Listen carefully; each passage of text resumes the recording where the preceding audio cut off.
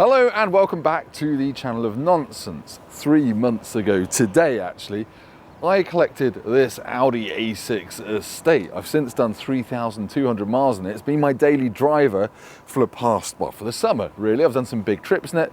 I've taken it on family holidays abroad. This is my little catch-up video of what it's been like to live with before it goes back. And I should preface this by saying it's the best modern car I've driven and lived with in a very, very, very long time. Let's find out why. There's no tripod today. It's going to be a bit rough, a bit quick. I'm just going to show you around it. And excuse the mess. If you get triggered by dirty cars, you're going to just go watch something else. Go and watch something on YouTube about tanks or something. Go and watch Mr. Hughes. Very good YouTube channel. He fixes up tanks. But anyway, he doesn't have filthy cars like I do. Now, as usual, I've left this until the very last day of having the car before I film it. And it's going back today. I'm at Motorpoint in Chingford to collect my next car.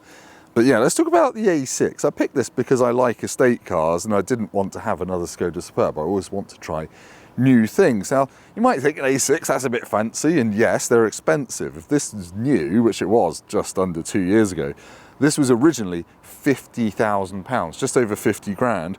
This one, 30 grand. So yeah, it's lost 20 grand depreciation already.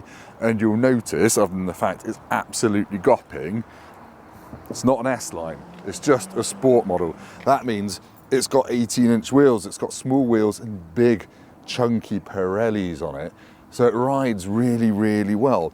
But because it's an A6, being a sport model, it's still got leather and all the good stuff. Now this one is a diesel. I'll show you the back of it. It's the 40 TDI Quattro. So obviously Audi's naming strategy makes about as much sense as, well, me with a hairline. That means it's got 204 horsepower from a 2-litre diesel engine with mild hybrid, and this one has got 4-wheel drive.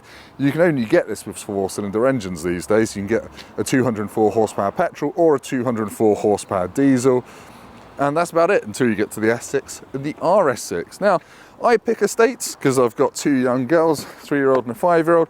They take up lots of room, and again, that sand down there is from Omaha Beach in France. Went on holiday to France, camping. I filled the boot with tents and camping stuff. Now it's a 565-litre boot.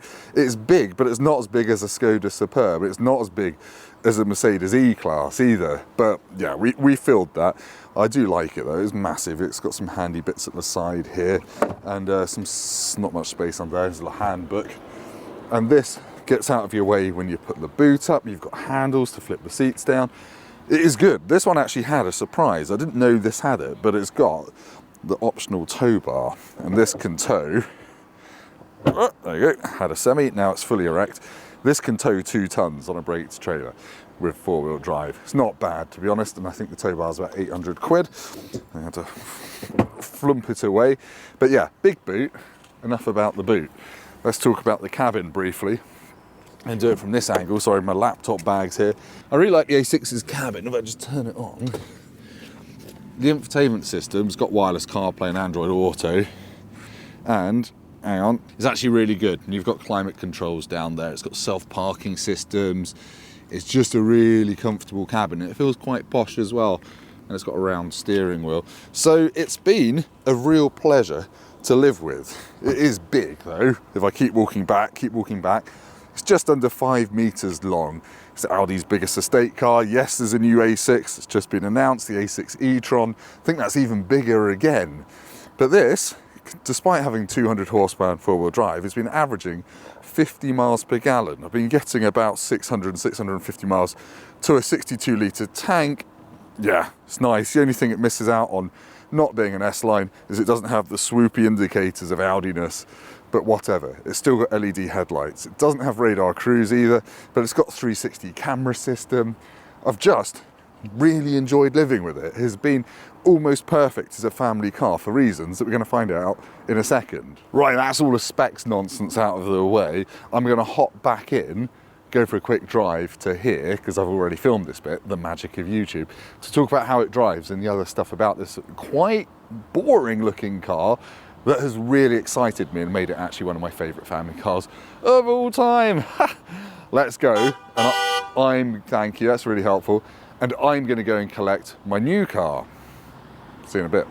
Yeah, you're probably thinking I'm sounding a little bit too excited for driving a black Audi A6 hearse of an estate.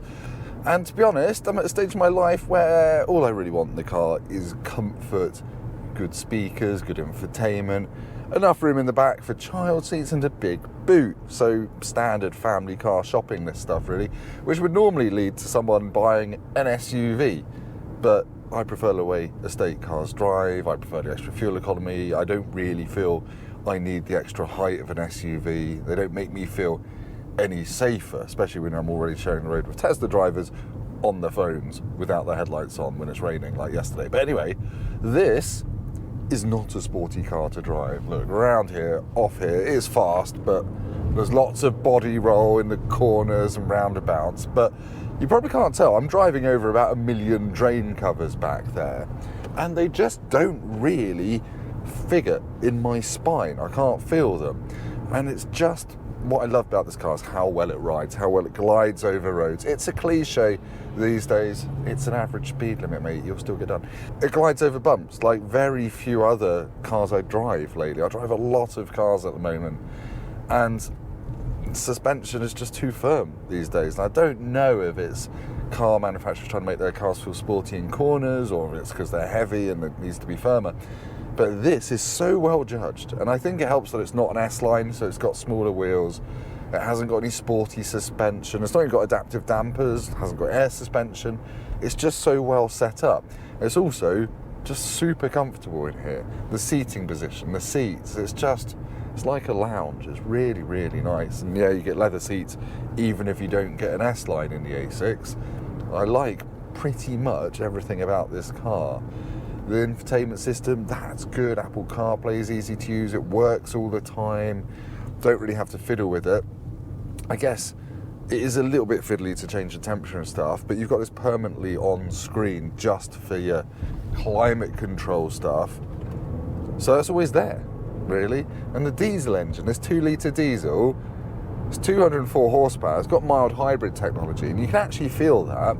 You can't often feel mild hybrid tech in a car.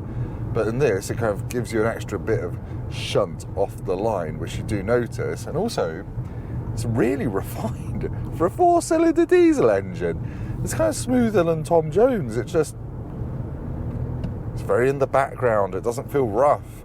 And that means that you don't feel scared to put your foot down. You're not going to intrude on your peace and quiet in here. It's not going to be like someone's let a drugged up pony loose in a library or anything like that. It's just very pleasant. It is very pleasant.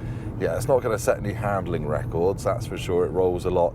And a BMW 5 Series would be a sharper, more interesting car to drive.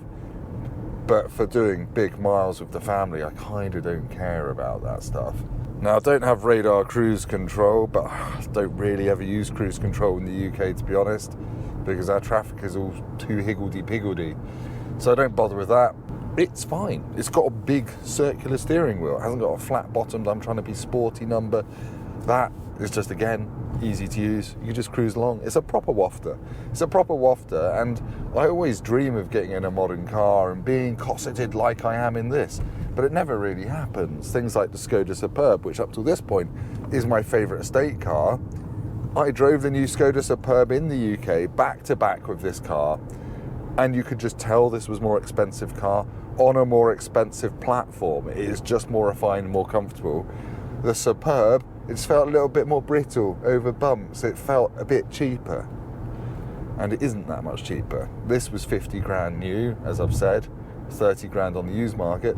The new Superb, the one you really want, is about 43, 44 grand. So yeah, but anyway, this has been epic in a slightly boring way, but that has made it probably my favourite family car that I've lived with for the past 4 years, something like that. I didn't really expect to fall in love with it as much as I have done. The boot is colossal, my kids like it, I like it. It's quiet, it's refined, it's posh enough. What's not to like? I guess the only real downside is you can't get a V6 diesel in it anymore, which would be nice for a bit more oomph and a bit more sophistication. But look, it's got up to 70, joining the M25, 60, 70, there we go. And then the gearbox shuffles into its top gear, nice and smoothly. I'm doing 70 miles an hour. but I can still talk to you. I don't have to shout. Ah! I really like this car and I am going to miss it. And it's time for me now to drive to pick up my new one. I filmed this slightly out of order, can you tell? And my next car isn't going to be able to live up to this. I'm not going to say what it is. You can play a guessing game in the comments. I'll give you a nod if you're right. It's not German. It's not an estate car. It's not an SUV. And it's got quite a small engine. Anyway, it's blue as well. Those are your clues. Thank you for watching this. If you're in the market for a premium feeling SUV, don't buy one. Buy an Audi A6 Estate on the second-hand market. They are a bit of a bargain second-hand. And I'll see you next time. Go down to the comments, leave me the German word for that was a load of nonsense. Like this, subscribe to the channel, change lanes, etc, etc. I'm going to be kind and let this Volkswagen T-Roc out. Look, an Audi driver just flashed his headlights for good, not for evil. I'm not pretending I'm in Le Mans flashing people out of my way. You can be a good Audi driver. But anyway, that's enough of this. Thank you for watching. I'll see you soon. Goodbye. I'll see you next time when I'm not in such a nice car. Someone in the comments is going to tell me that I'm wrong for having a diesel as some kind of company car. But you don't know how my company car scheme works, so butt out. I can have them, doesn't make a difference. Continental GT, you got the V8, that's probably correct.